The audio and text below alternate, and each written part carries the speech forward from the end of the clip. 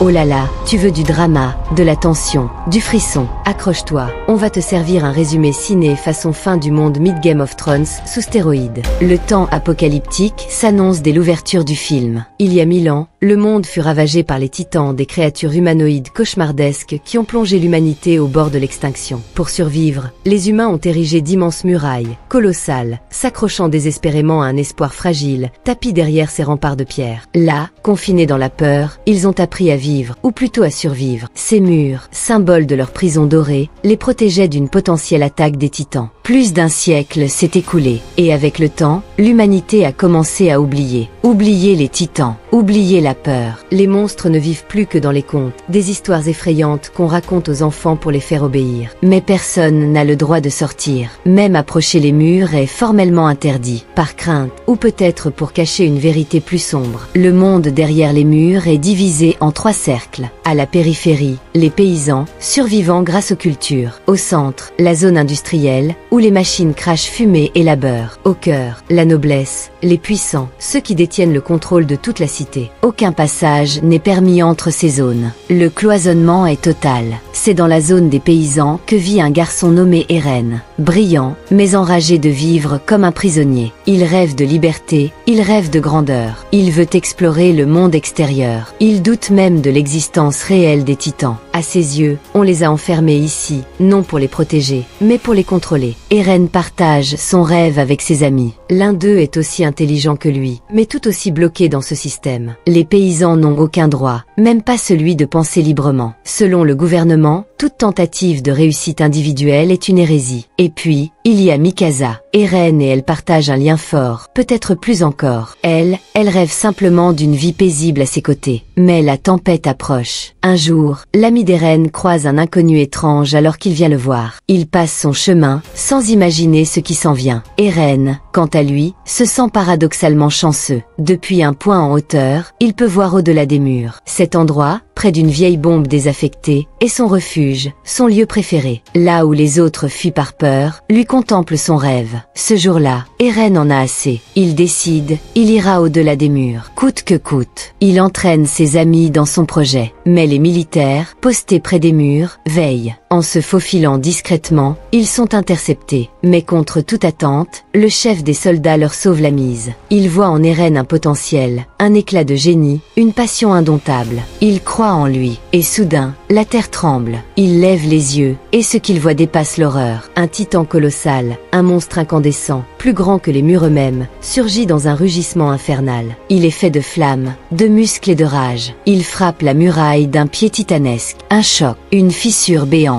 L'impensable est arrivé. La panique est immédiate. Le feu consume tout. Le commandant ordonne une contre-attaque, mais un soldat l'arrête. L'usage des explosifs est interdit par le gouvernement. Trop tard, le géant a percé le mur, puis disparaît. Le silence s'installe. Le calme avant la tempête. Et alors, ils arrivent. Les titans, humanoïdes, mais gigantesques, déformés, ricanants. Ils s'infiltrent par la brèche, marchant sur les ruines de l'humanité. Ils ne voient pas les humains comme des êtres, mais comme des repas. Le commandant tente une offensive. Les bombes explosent, mais les titans se régénèrent. Leurs blessures se referment. Ils sont immortels. Bientôt, ils encerclent les survivants. L'homme est minuscule à côté d'eux. Des insectes, des jouets, des snacks. Ils attrapent, dévorent, broient. Certains soldats, terrifiés, préfèrent se suicider plutôt que finir en casse-croûte. Le carnage est total. Les titans ravagent la cité. Le sol est jonché de cadavres. Les cris résonnent. L'humanité vacille. Alors que le chaos dévore la ville, une seule lueur d'espoir subsiste. La grande salle du conseil. Un bastion improvisé où les rescapés se ruent, piétinant, hurlant, ne pensant qu'à leur propre survie. Eren et Mikasa se jettent dans la mêlée, bousculés, broyés dans la panique. Soudain, Mikasa aperçoit un bébé dans les bras d'une mère en détresse. Son cœur ne peut l'ignorer. Elle tend la main, et dans un geste de pure humanité, elle sauve l'enfant, mais se retrouve coincée à l'extérieur. Eren, aspiré par la foule, est emporté de force à l'intérieur. La porte claque. Il tente de la rouvrir, hurle, frappe, mais les survivants l'en empêchent. Mikasa, elle adore. Seul,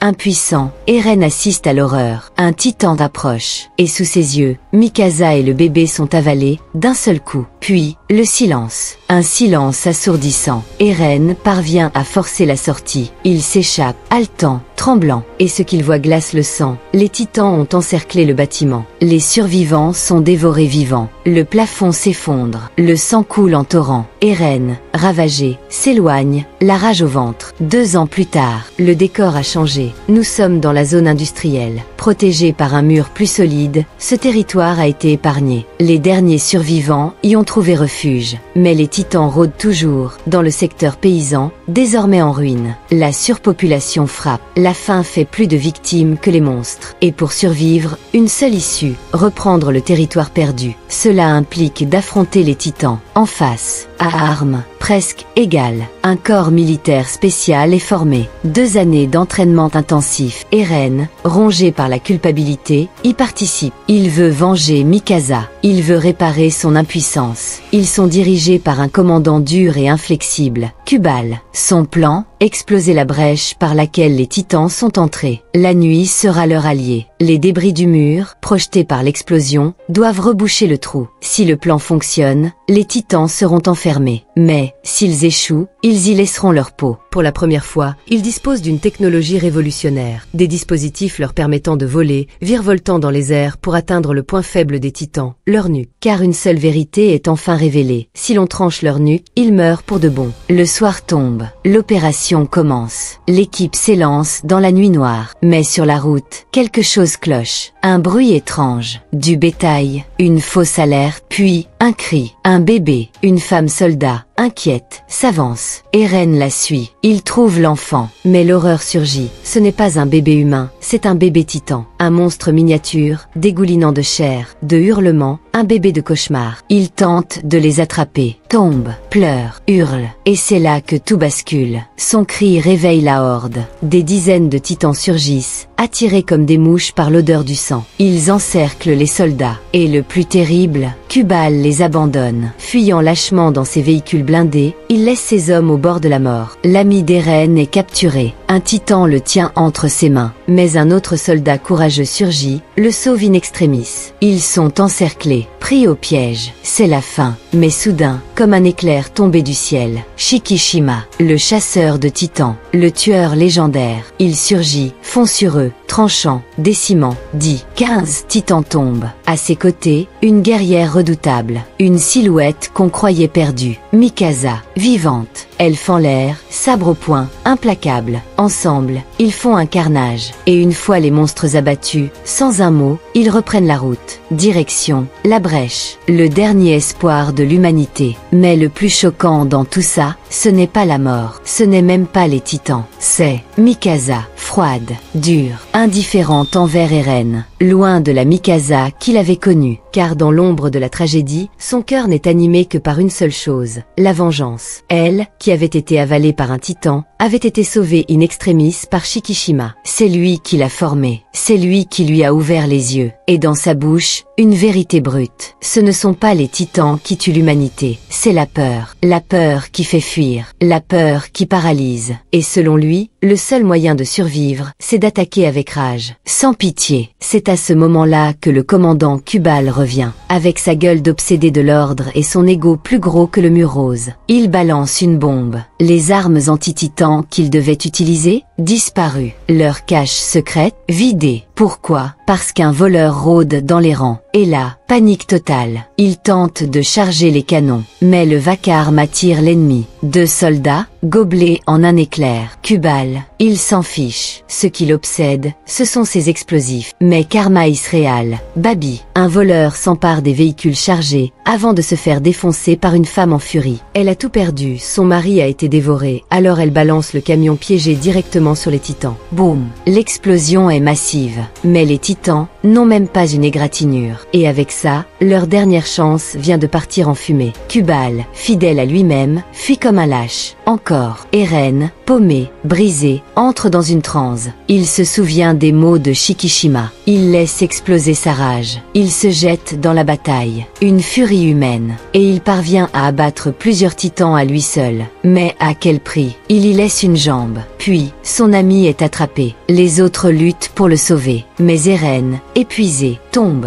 vidé, écrasé par l'échec. Mais au dernier moment, il se relève, encore, et sauve son ami de justesse. Mais cette fois, il perd une main. Et là, c'est le drame. Un titan l'engloutit. Dans le noir de l'estomac du monstre, Eren sent la faim arriver. Digéré vivant, il sombre. Mikasa, témoin de la scène, explose. Elle se rue sur le titan, mais son appareil est foutu. Gear cassé. Elle est condamnée. Le titan fonce. Puis, une vibration, une douleur, un hurlement. Le titan s'arrête, se tord. Un monstre encore plus grand le déchire de l'intérieur. Et de ses entrailles, un nouveau titan surgit, furieux, colossal. Et ce titan détruit les autres, un par un. Tous le regardent, figés. Et là, ils comprennent. C'est Eren. Mais la transformation a un prix. Il faiblit. Il se désagrège lentement, comme les autres titans. Et c'est là que le commandant loyal murmure une consigne incomprise. Trancher sa nuque. Personne ne capte. Mais Mikasa obéit. Et de la nuque tranchée, Eren réapparaît, vivant. Et ses membres ont repoussé. Silence général. Bouche bée. Même les titans n'auraient pas vu ça venir. Shikishima, lui, sourit. Il savait. Parce qu'il y a un secret. Flashback. Eren, enfant. Son père, un scientifique traqué par le gouvernement. Il lui injecte un sérum mystérieux. Le commandant était présent. Sa mère, opposée, terrorisée. Mais son père répond. Eren sauvera l'humanité grâce à ce sérum. Des soldats frappent à la porte. Parmi eux, Kubal.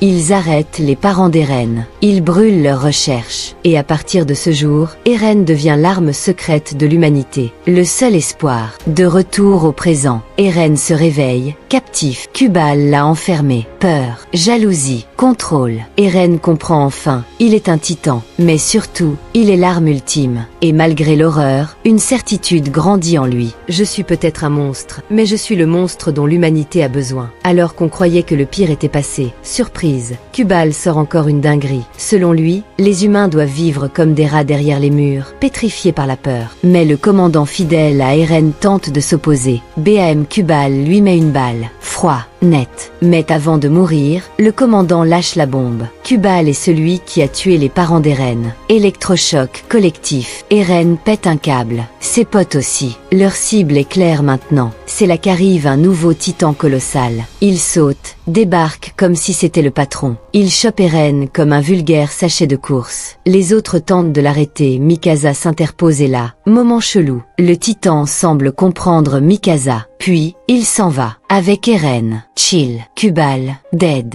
Eren disparu, l'équipe est paumée. Mais son pote a une idée. Il y a encore une bombe. Il fonce au 3e secteur pour la récupérer. Symbole de sommeil pendant ce temps, Eren se réveille dans une salle étrange. Et là, qui est là? Shikishima, le gars le plus mystérieux de toute la saga. Et il balance des vérités cataclysmiques. Les titans, ce sont des êtres humains transformés. Leur créateur, le père d'Eren. Objectif initial, des armes militaires. Résultat, un virus qui a tout déréglé. L'humanité se transforme, l'apocalypse démarre. Les titans n'ont pas besoin de manger pour survivre. Ils sont quasi immortels. Et seul le père d'Eren connaissait un remède. Mais il est mort. Mais plot twist sur plot twist. Shikishima, c'est un anti-gouvernemental radical. Lui et ses potes avaient tenté de voler les explosifs pour faire exploser la zone 2. Pourquoi? Pour que les humains soient obligés de se battre contre les titans et renverser le pouvoir. Mais Eren et ses amis, pas chaud. Trop d'innocents mouraient. Et là, Shikishima pète un plomb.